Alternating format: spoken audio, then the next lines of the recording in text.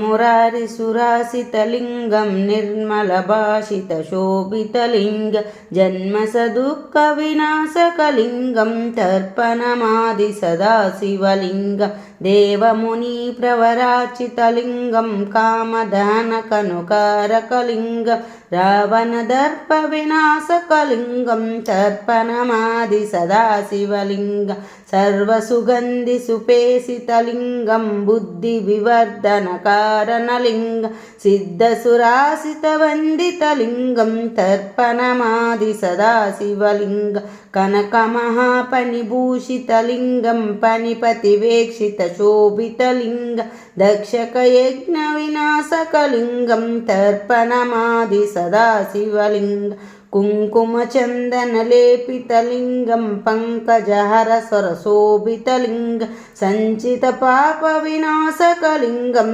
तर्पणमादिसदाशिवलिङ्गं देवगणार्चितसेवितलिङ्गं भवरैरेचितशोभितलिङ्गं दिनकरकोटिप्रभाकरलिङ्गं तर्पणमादिसदाशिवलिङ्गम् अष्टदलोपरिवेक्षितलिङ्गं सर्वसमूर्तवकारणलिङ्गम् अष्टदरिद्रविनाशकलिङ्गं तर्पणमादिसदाशिवलिङ्गं सुरगुरुसुरवरपूजितलिङ्गं सुरवनपुष्पदार्चितलिङ्गं परमपदं परमात्मकलिङ्गं तर्पणमादिसदाशिवलिङ्गम्